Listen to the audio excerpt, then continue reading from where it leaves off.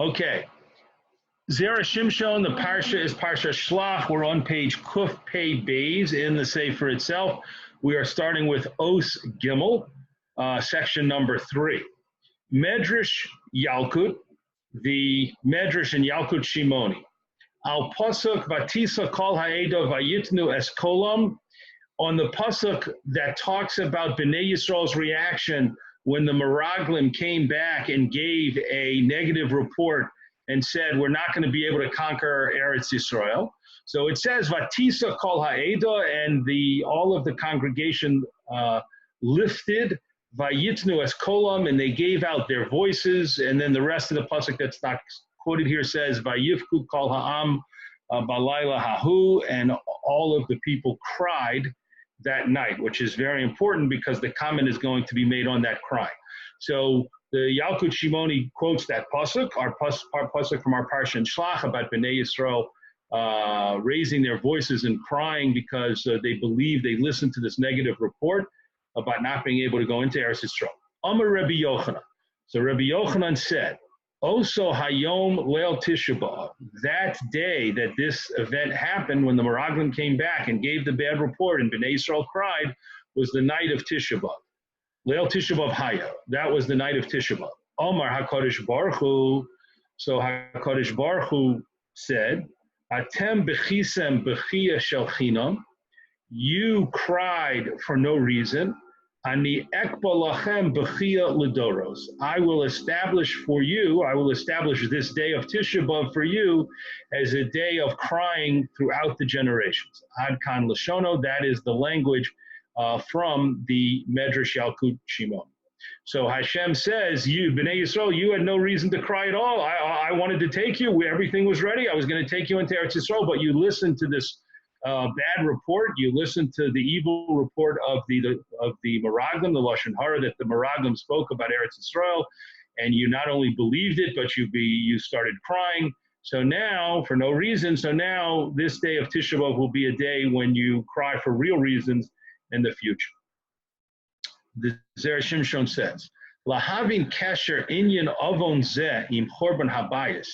In order to understand the connection between this sin of Bnei Yisrael crying when they received the report with the much later event in Jewish history of the Chorban Habayis, of the destruction of the Beis HaMikdash, Naktim HaPasuk, we have to first bring in a pasuk from Yirmiyahu that says, Ki Allah maves b'chalonenu, death has come up in our windows, Ba ba'armanosenu, it has entered our palaces, lahachlal michutz, to cut off the infants from outside, bachurim mirachovos, and the young men from the square. So the Zera Shimshon says, in order to understand the connection between what happened in the Midbar with the Meraglim and Bnei Yisrael crying, and how that ultimately is connected to the Chorban Habayis, we need to study. Actually, you'll see he brings many psukim from this Perek Tet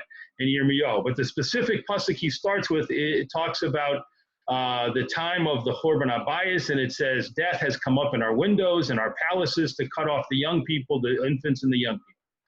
V'kama dikdukim yesh b'pasuk zeh, and there are many points to be made about this pasuk, ubiprat, and specifically the phrase maves b'chalonenu, death is in our windows. Ma inyan chalonos lekan. What is the windows to this matter? What do windows have to do with the destruction of the Beis HaMikdash? Because of Sefer Tuv Haaretz, and it's written in the Sefer Tuv Haaretz, we're in the next paragraph. Yesh lemala chalon echad. There is in Shamayim a specific window. Mechuva neged Beis HaMikdash, which corresponds to the Beis HaMikdash in Yerushalayim. Beis HaMikdash kulo tachas hachalon hahu, and the Beis HaMikdash is completely under this window. Ukeshahaya hashefa yored milamala, and when the Hashem's abundance, when Hashem's blessings come down from above, derech sinor malchus, through the pipeline of the Kabbalistic sphere of Malchus, of Hashem's kingship. Hayored az derech hayeshara ad chalon hanizkar. It comes directly through this window that we're talking about. Vayered misham ad Beis Hamikdash, and it goes down through this window to the Beis Hamikdash. Umi Beis Hamikdash yispashet al kol Eretz Yisrael, and from the Beis Hamikdash it spreads to all of Eretz Yisrael. So let's pause for a moment. The concept that's being painted for us by the Tuv Haaretz is that there is, and again we're dealing here with esoteric or Kabbalistic concept, but the concept is that there is a window, there's a chalon, and that is goes from Shemayim and directly corresponds to the Beis Hamikdash, and Hashem's blessings for all of Eretz Yisrael, for all of the Jewish people in Eretz Yisrael, are sent down through this window to the Beis Hamikdash, and then from the Beis Hamikdash spread out to the rest of Eretz Yisrael. And when everything is good and everything is fine and Bnei Yisrael is doing what it's supposed to do, then that's how they receive the shefa, the abundance of Hashem's blessings. That's how it's received to the base, through the Chalon to the Beis Hamikdash, and then from the Beis Hamikdash to the rest of the people. But what about when things go badly? And that's what we're going to read about now. And when the problems multiplied during the period of the first Beis Hamikdash, mehevel divrei lashon hara, from the vapor of the words of lashon hara. And now we just move to the next page, Kuf Pei Gimel, and we're in the column, top of the column on the right. So when problems started because the people were speaking so much lashon hara during the time of the first Beis Hamikdash, hischil hisager ma'at ma'at me'achalon. This window began to be clogged up, to close. The window began to slowly, gradually close. Ad shebetisha b'av, until it reached the point of Tisha B'av, niskar kulo, and the window became completely blocked. The nifsak hashefa, and the abundance of Hashem's blessings was interrupted. The necharav habayis, and the Beis Hamikdash was destroyed. Ad kan lashono. This is all a quote from that sefer. So we see that. So now there's Zera Shimshon wants us to understand the pasuk in Yirmiyahu about the window. So he says that's referring specifically to this metaphysical window in which Hashem's blessings come down to the Beis Hamikdash and from there spread to the Jewish people. And it was the vapor of almost like the pollution of lashon hara that blocked off and closed off this window, and that ultimately gradually progressed and ultimately led to the cutting off of Hashem's blessings coming down through the window, and therefore the Beis Hamikdash was destroyed on Tisha B'av. Ula'el, and earlier in that same parak in Yirmiyahu, parak Tes in Yirmiyahu, earlier on, Omar HaKosov, the pasuk had specifically spoken about lashon hara, as he quotes. It says, "Vayidrechu es lashonam kashtam sheker velo v'chule." He quotes a part of a pasuk there where it says they trained their tongues just like their bows to shoot sheker, falsehood. Chetz shachut lashonam mirma diber. This is a further pasuk, a few psukim later, part of a fragment of a further pasuk where it says that their tongues became like slaughtering arrows because of their speaking falsehood.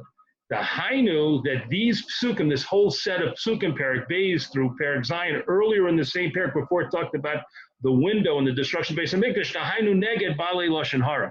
These psukim were said corresponding to the people speaking lashon hara. So the Zera Shimshon says, don't think that somehow I'm making a connection to lashon hara that's not there. Go look at the parak in Yirmiyahu, and you'll see that it talks early in the parak specifically about how terrible are people who speak lashon hara. That it's as if they've turned their tongue into a weapon, and it's like a bow that shoots out arrows. The words of lashon hara are like arrows that come out and slaughter people and do damage. And then a little later in the parak, it talks about closing up the window and death coming to the window, and ultimately leading to the destruction of the Beis Hamikdash. So he has a clear connection between lashon hara and the destruction of the Beis Hamikdash, and he's going to explain specifically more about that. Vahashta asi shapir. And now everything begins to make sense. Ki Allah maves b'chalonenu. What does it mean? Death has come up into our windows. Shemach mas hevel lashon hara b'hamaves ba'oso achalon sheniz karkulo. It was because of the lashon hara that the people spoke at the time of the first Beis Hamikdash that death came into this window that we talked about and closed it completely. Vinoda, and it is known, and you need to realize when he says it is known, he doesn't mean it's known to the world at large, and he doesn't even mean it's known in the Jewish world, and he doesn't even mean it's known in the Jewish, regular people of knowledge. He means it's Kabbalistically known. She'ikar hamisahi, that the main experience of death, he sheniskaru v'nistamu me'oso ha'adam. It's when a person is closed off and blocked off from Oros HaChochma HaElyona, the heavenly light of wisdom, al derech, along through the concept, via the concept, or in consonance with the concept of HaChochma Tichya es Ba'aleha, where we say that wisdom is what gives life to its owner. And when a person doesn't receive Chochma from above, they're blocked off from the Chochma of Hashem. That's really what it means for a person to die. And that's why it calls the closing off of this window, the separating and the closing off of this window that allowed Hashem's blessings and his wisdom to come down on the Jewish people and the Beis Hamikdash, the Jewish people. That's why it's called a death in the pasuk in Yirmiyahu. She'akol echad, because it's all the same thing.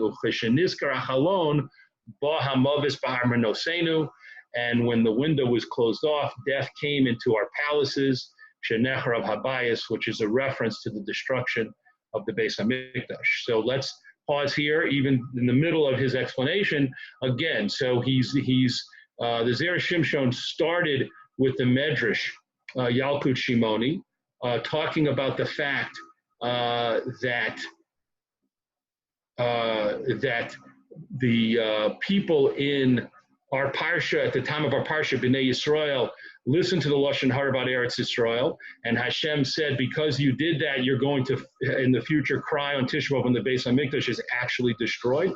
And so he said, let's bring in Psukim in Yirmiyahu so that we can clearly see what's going on. And he's developed this idea that it was the sin of speaking Lashon Hara that led to blocking off Hashem's blessings of coming down to the Beis HaMikdash and to Bnei Yisrael, and that led to the closing of this window and the destruction of the Beis HaMikdash. And now he's going to continue to explain the pasuk that he quoted in Yirmiyahu. Lahachris olal michutz, it cuts off the infants, the babies, from being outside, from playing outside. Shebishvil halashon hara asikra bala, because of lashon hara, plague comes to the world.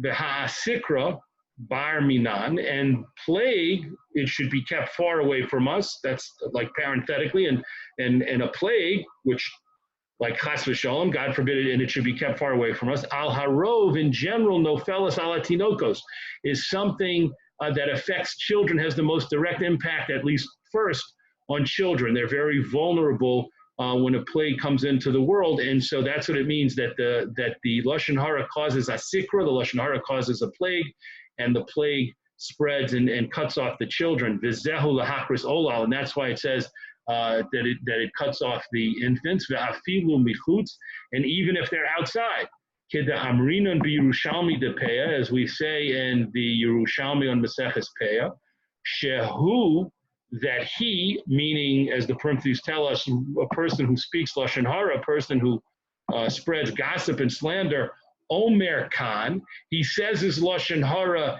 here, the horeg baromi, and this ends up with, it results in people dying in Rome. So a person can speak lashon hara, a Jewish person can speak lashon hara in Eretz Yisrael, and it can end up killing someone in Rome.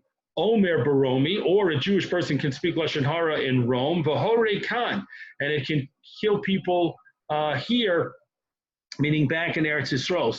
So he's saying, so that's what it means. It cuts off the infants in the street, these are innocent little children who have nothing to do with what's going on. People can be speaking Lashon Hara in a totally different place, a totally different location, and that can ultimately bring a plague and can bring suffering that can kill innocent children. Ubachurim mirachovos, and the young men are cut off from the squares. Kedamrin and Hassam, as we say over there in that Yerushalmi and Peah, Shedoro Shel David Hayu Yotzin La Milchama. In the generation of David HaMelech, the soldiers would go out to war. That's the Bachurim, the concept of the young men. V'noflin, and they would fall in battle, Mipnei Shahayu Bahem Dal Torin, because there was amongst them the sin of gossip, of Lashon Hara. So again, we see this strong connection, this clear connection between gossip and slander and Lashon Hara to bring death, to bring suffering, to be plagued, to bring plagues, and ultimately to bring the Chorban Habayis, to bring the destruction of the Beis HaMikdash. V'od Hosif, and more the pasuk adds, going back to Yirmiyahu and looking at the next pasuk after the one that he quoted about the window, the Nofla Nivlas Ha'am Hazeh Kidomen Al Pnei Hasadeh. That's not an exact quote from the pasuk, he's paraphrasing, but it says, in the carcasses of these people will fall like dung in the open field. So in other words, the people who speak Lashon Hara and brought about the Chorban Habayis at that time became, so many people were dying that it became, they were just dropping in the fields like dung. No one came to bury them. No one came to help them. No one came to even after they died give appropriate attention to the bodies. The Amrinon Beperik Yud Psachim, as we say in the 10th parak of Masechet Psachim, Kol HaMesaper Lashon Hara, everyone who speaks Lashon Hara, Ro'oi Lahashlicho Leklovim. It is fitting that they should be thrown to the dogs, meaning this sin in a way makes a person so worthless that they should just be thrown away, thrown to the dogs. And that's the reference to the pasuk in Yirmiyahu that the Bnei Yisrael, part of the Chorban Habayis experience was that so many people were dying, it's as if they were worthless. No one was even burying them or taking care of them or trying to help them when they became ill. Continuing. And through this approach that he's developed, Zera Shimshon says we can understand a pasuk that's a little earlier in that parak in Yirmiyahu. Again, he's focusing on that specific parak test in Yirmiyahu. So he says, if you look a little earlier, you'll see these psukim Yud Aleph and Yud Beis. Alma of the Haaretz, where it says on what was the land lost, on what was the cause of Bnei Yisrael losing Eretz Yisrael, going into Golus and the Chorban Habayis. Vayomer Hashem, and Hashem said, Al Ozvam es Torasi, because they forsook my Torah, Asher Nasati Lifnehem, that I placed before them, V'lo shamu b'koli, and they didn't listen to my voice, V'lo halchu ba, and they didn't walk in it.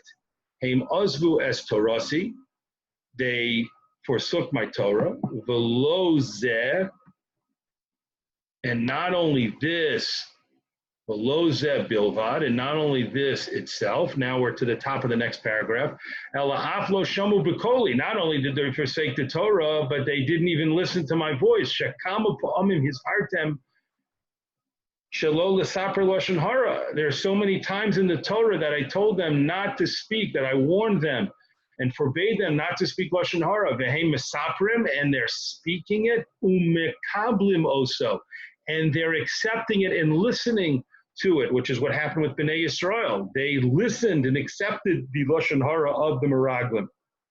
V'af al pichein.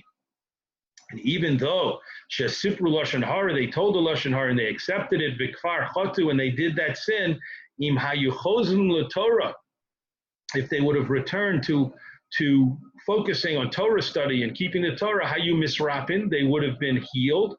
Kedamrinan Be'erchen, as we say in the Gemara in Erchen, Mai Takante de Mitzora, what is the solution or what is the cure for a person who has been stricken with leprosy, which we know was given to a person who spoke Lashon Hara. So the Gemara says, Yasok b'Torah, he should involve himself in Torah. Dichsiv, as the pasuk in Mishlei says, Merape Lashon Eitz Chayim. As a cure for the tongue is the tree of life. The Torah, which of course is known as the Eitz Chayim, is a cure for averas that come through the tongue, through speaking Lashon Hara. So if a person has a problem with Lashon Hara, they said Yasok v'Torah, involve themselves in Torah study, and that will help them overcome that problem. V'heim lo rotzu bazeh, but they did not want this.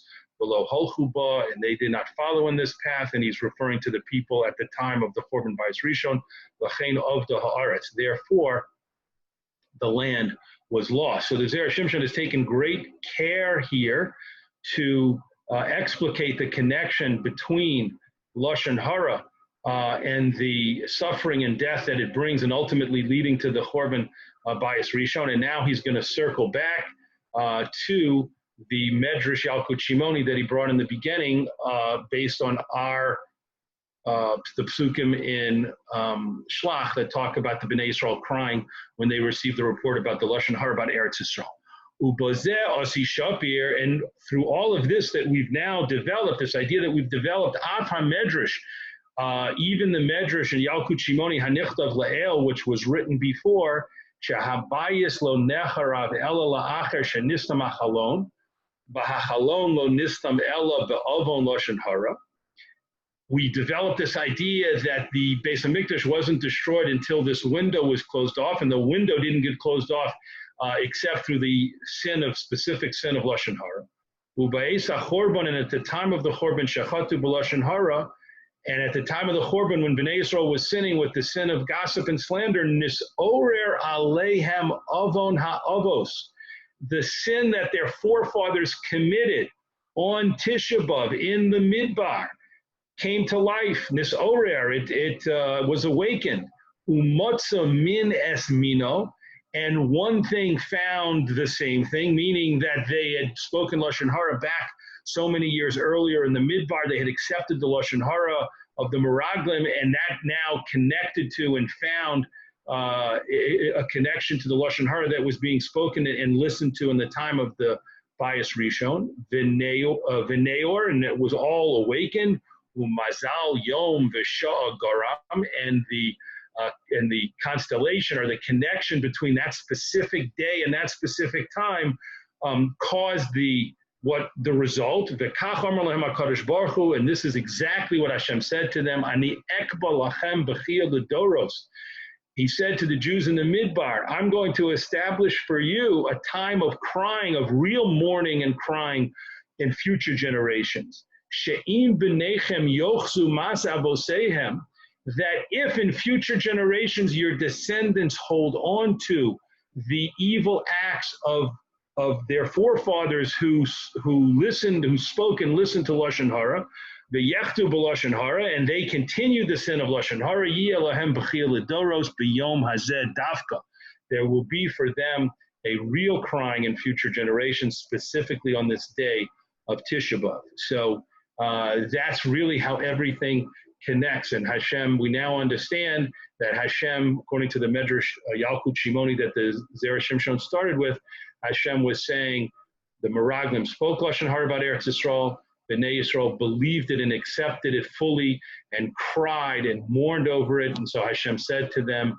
this sin, this tremendous sin of speaking and listening to Lashon Hara about Eretz Yisrael in that particular case, and your response to it will ultimately come back to make Bnei Yisrael, cause Bnei Yisrael to suffer in the future, but only if they continue that sin and bring it back. That's this orer, and they bring it back to life as they did, and tragically in the time of the first Beis HaMikdash, and ultimately this led to the destruction of the Beis HaMikdash, as clearly shown, as the Zera Shimshon clearly shows us in a close study of the psukim in Perek Tes and Yirmiyahu, where we see the sin of Lashon Hara talked about, how dangerous it is, how terrible it is, like a weapon, and then that leads ultimately to the closing of the window of Hashem's blessings and the destruction of the Beis HaMikdash. Let us now move from this piece to Zion, to Os Zion. So we're going to move ahead, and it's coming up. And here we're going to do something we haven't done before in our study of Zera Shimshon, and that is we're going to look at the Haftarah. As you can see, it says here under Zion B'Haftarah, this is the Haftarah. So the Zera Shimshon here is going to discuss something that's not in the Parsha of Shlach, but in the Haftorah that's connected to Shlach. And it's a famous story, just to give a little introduction. It's a very famous story from the beginning of Sefer Yehoshua. In Sefer Yehoshua, it begins with where the Torah leaves off. Moshe has died. Yehoshua is the leader of the people. Bnei Yisrael is camped right up against the border of Eretz Yisrael, facing not far from where, if they crossed over the Yarden, they would be near the city of Yericho. So you can kind of picture that.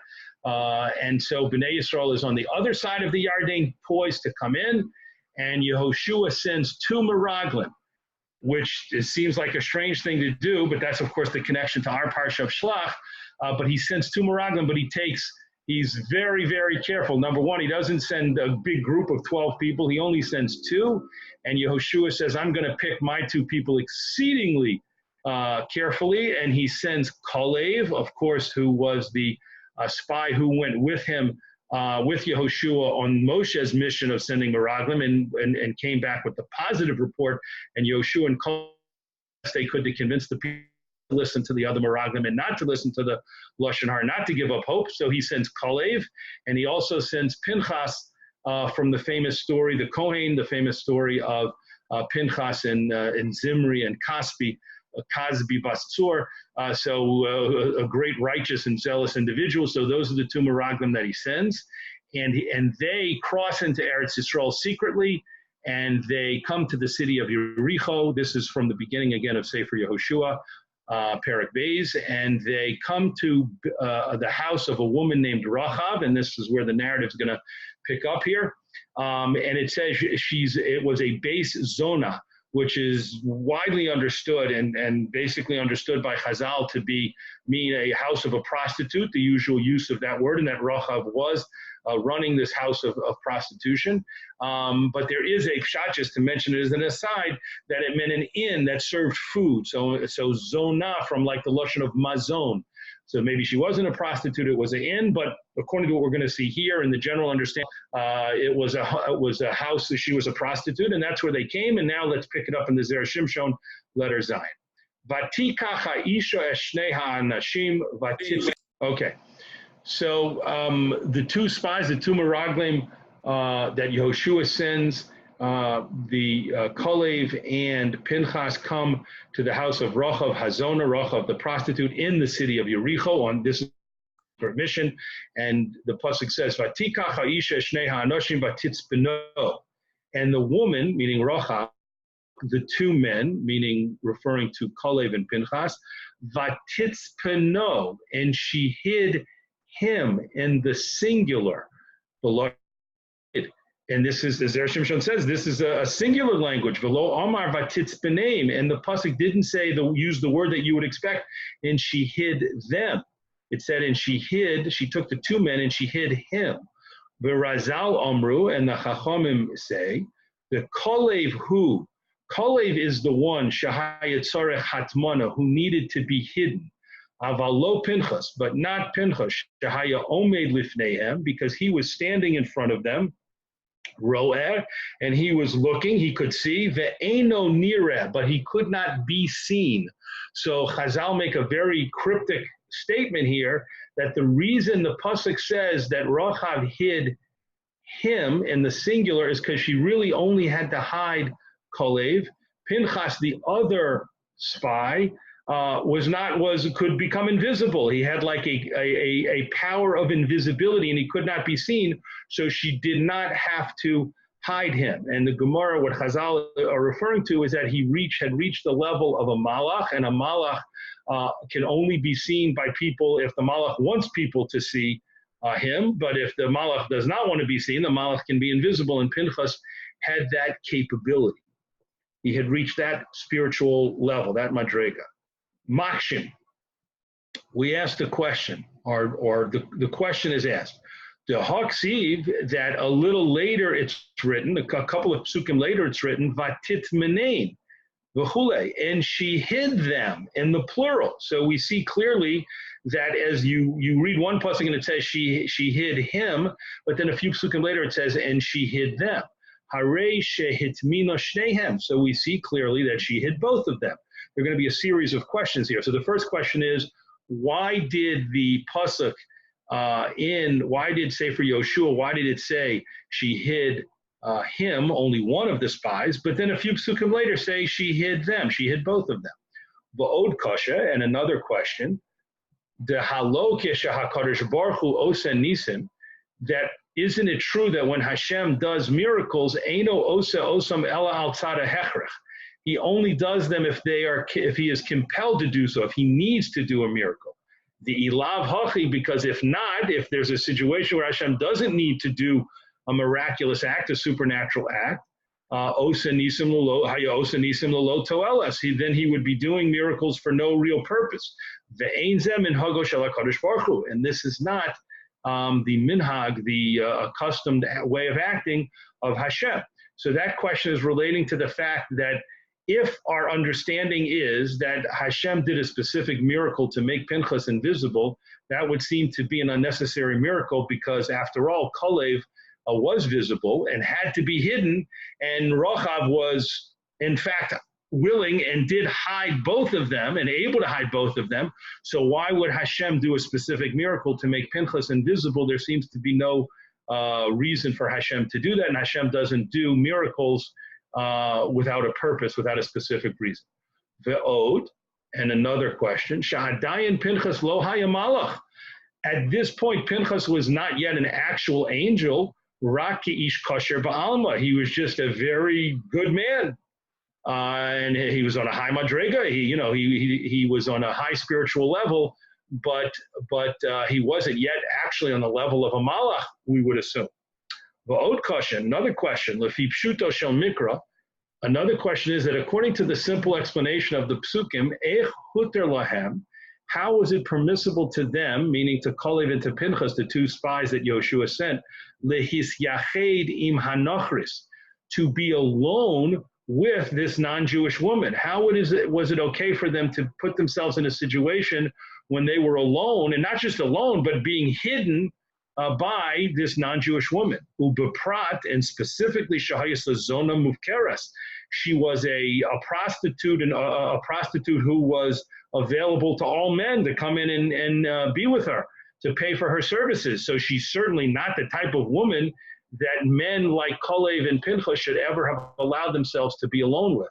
And it is stated in the Shulchan Aruch and Even HaEzer, in the section of Even HaEzer, Lo tisyached isha hachas, a woman should not be alone, afilu im anoshim harbe, even if it's with many men. So don't say, oh, the answer is they couldn't, one of them couldn't be alone with Rachav, but for two people it would be okay, for 2 men it would be okay.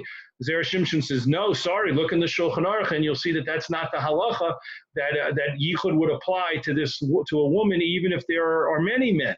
And so therefore, how did they allow themselves to be alone with her? The Hagam, we're at the bottom of the first column. The Hagam she yichud hanochris lo asruha ela bimei Shammai v'Hillel. And even though it's true that the prohibition to be alone with a non-Jewish woman was not forbidden except in the days of Shammai and Hillel, meaning that this was not a Torah prohibition. It only came up rabbinically a long time after the period that we're talking about now in Sefer Yoshua. So there was no prohibition enacted at the time of that the episode took place with Rachav and Pinchas and Kalev. There was no prohibition. The prohibition was enacted in the time of Shammai and Hillel. Kidamrinan beperek Beis Avodah Zara, as we say in the second parak of Maseches Avodah Zara, Ze nicha lechlalos Yisrael. This would be okay. This would be applicable to the general Jewish people, to general people, regular people. Avala anoshim tzadikim, but to the highest righteous people like Kalev and Pinchas, pshita shahaya lahem lehi zaher. It is simple and obvious that they would have been careful and needed to be careful in things that the Chachamim Chazal would decree in the future. I'm going to read that line again. It is so powerful. Aval anoshim tzadikim, but to righteous people like Pinchas and Kalev, pshita, it's obvious. Shahayla hemli hizar b'mesha asidin chachamim ligzor alav. Not only would they be expected to keep the Torah meticulously, but they would even be expected to keep things, future prohibitions that the chachamim were going to decree at a later point. So since at a later point, Hillel and Shammai decreed that a man and men should not be alone, should not have yichud even with a non-Jewish woman, they should have been careful about that. Kidda Amrinon, as we say in Maseches Yuma, Ekev asher shama Abraham bekoli, based on the pasuk that says, because Abraham listened to my voice. So the Gemara comments, Malamed Shekiyim, this teaches us that Avraham Avinu fulfilled afilu a ruve tabshilin, even the laws of a ruve tabshilin, shehem d'Rabbanan, which are rabbinic laws. So we see the Zera Shimshon quotes that Avraham Avinu not only kept Torah law, but he also kept rabbinic law, things that would be decreed by the Chachamim in later generations. So according to that reasoning, so too Pinchas and Kalev should have kept things that would be decreed later on, even though they would be decreed later on rabbinically. They should have kept those things and not been alone with Rachav. Umikol shkein, and certainly shekfar chatu Yisrael kodem lazeh, when you take into account the fact that Bnei Yisrael had previously sinned bivinos Moab with the non-Jewish women of Moab, b'shitim, when they were camped in Shittim. So the Zera Shimshon says this idea that righteous Jewish men would ever let themselves be alone with a non-Jewish woman doesn't hold water, especially because members of Bnei Yisrael had sinned with non-Jewish women, specifically Benos Moab, and that had caused such brought a grievous punishment on Bnei Yisrael and was a terrible episode. So his question stands, which is, how could Pinchas and Kalev have allowed themselves to be alone with Rachav? Let us continue. V'yesh lomar b'gemara, and we can say that in the Gemara in Maseches Kiddushin, Amrinon, we say, de betray uksherim shari. The Gemara says if it's two men as opposed to just one man, ukesherim, and they're both good, righteous people, shari, it is permissible. So therefore, according to that statement in the Gemara, it would be permissible with Pinchas and Kalev, two kosher, good, righteous men, to be alone with Rachav. Ukemoshe kosav sham behagah. And that's also what's written in the additional comment made in the Shulchan Aruch itself that he quoted before by the comments, that it would be the prohibition of yichud would be okay if it was two kosher men, two righteous men with a woman. It wouldn't be considered yichud. None of this should be taken halacha l'maisa, by the way. It's a complicated yichud and how it applies to one man or two men and what it means to be kosher, etc. And there are machloks and different opinions. But for the Zera Shimshon's purposes, he says, according to the Gemara in Kiddushin and according to what the Ramah brings down in Shulchan Aruch, it would be okay for Pinchas and Kalev, because they're two kosher men, to be with Rachav. Ella de Gemara de Kiddushin. However, if you look further a little later in that Gemara in Kiddushin, Masik, it concludes the Hafilu Raver of Yehuda lo mikru ksherim, that even the Amoraim, Rav and Rav Yehuda, were not considered ksherim for this purpose, for the purpose of applying to them to the rule that they could be alone, they could have yichud with a woman. So you see, it's not so simple. If these great Amoraim were not considered ksherim, then you see it's complicated. Ela Kugon Rabbi Hanina Bar Papi v'Chaveirav, the Gemara says it would have to be the people on the level of Rabbi Hanina Bar Papi and his colleagues who were men on an even higher spiritual level and a tremendously high spiritual level. Those are the kinds of people who could be who it would be okay for them to be alone with a woman, as long as there were at least two of them. And if so, then even if you have 10 regular righteous people, but not exceedingly righteous people, it would be forbidden to have yichud v'ayin sham bechelkas machokek. And if you look over there in the sefer chelkas machokek, you'll see that this subject is discussed. Now, Zera Shimshon is going to...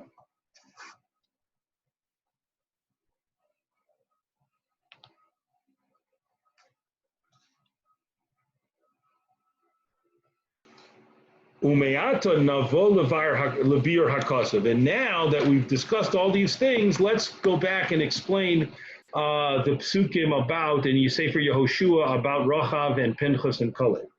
In hachinami shehaisha hitzpino shnehem. It is definitely true that the woman, meaning Rachav, hid both of them, meaning Kalev and Pinchas.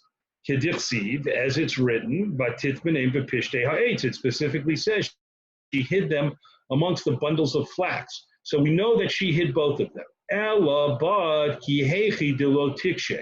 In order that we should not ask the question, Ech nis yachadu balayla beis isha zona v'nachris, how could they be alone at night in the home of a woman who was a prostitute, a non-Jewish prostitute? In other words, the pasuk was sensitive to the fact that if it just simply said she hid both of them, we would ask the question, how is that okay? How could they allow themselves to be in that situation at night with a very suspicious circumstance and a prostitute's home? Mishum hachi amar hakosov. It is specifically because of that concern that the pasuk says vatitz pano, and she hid him in the singular. Shelo hayasatzricha lahatmin ela kolim. Because the pasuk wants to tell you that even though she hid both men, truthfully, in actuality, she only had to hide Kalev. She didn't have to hide Pinchas. Mipnei shepinchas hayat tzadik kemalach Hashem. Because Pinchas wasn't just a kosher person, and he wasn't just a righteous person. He had reached the level of righteousness to be considered as if he was a malach of Hashem. And that is indicated by the fact that it says vatitz pino, that Rachav didn't have to hide. She didn't need to hide him. V'haraya, and in the proof that he reached this level, shesofo nase malach, is that in the end he actually became a malach, ve'ein yetzahara sholed bo, and the Yetzirah had no power over him. And that's based on other comments by Chazal.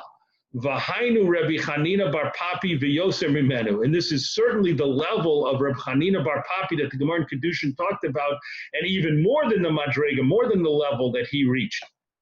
The Gam Kolev Shahalach Imo, and Kolev also, who was with Pinchas, Bevadai Shahaya Domelo, he was very similar to Pinchas, Tzadi Kamoso, and he was a very righteous person like him. Va'afim lo yiyeh choshuv kamoso, and even if we say that Kolev wasn't considered on as high a level as Pinchas himself, im kol zeh, even so, Pinchas hayashomer oso. Pinchas could guard and watch over him and protect him from coming to any problem with the yichud situation. So the Zera Shimshon circles back to his original questions, and he says that the psukim in Yehoshua now make sense. They all fit together because the psukim would have normally just said she hid them, but the Navi was sensitive to the fact that we'd be uncomfortable with the idea of these two men being alone with Rachav, the prostitute, in her home, especially at night, and she's hiding them. So by definition, there's no one else around. She's making sure that they're alone and no one's with them except she's there and they're there. And so it says, Vatitz Pano uses the singular to tell us, that's the answer. Because Pinchas did not need to be hidden because he was considered like a malach, that level of right. We understand that he, Kolev, could be alone with her based on the Gemara in Kedushin that said that if people are exceedingly righteous and exceedingly meticulous, then they can be, then the rabbinic prohibition of yichud with a non-Jewish woman, with a nachris, wouldn't apply to them, and so too it didn't apply in this case. And so it was permissible for Kolev and Yehoshua to put themselves in that position. And ultimately, if you go back and look at Sefer Yehoshua, you'll see that Rachav protects them. She sends men from the city soldiers come looking. They hear there are spies from Bnei Yisrael. They come looking. She sends them off in a different direction. She gives Kolev and Pinchas very critical and vital information, and they helps them pick a time to leave and go cross over the river back to Bnei Yisrael.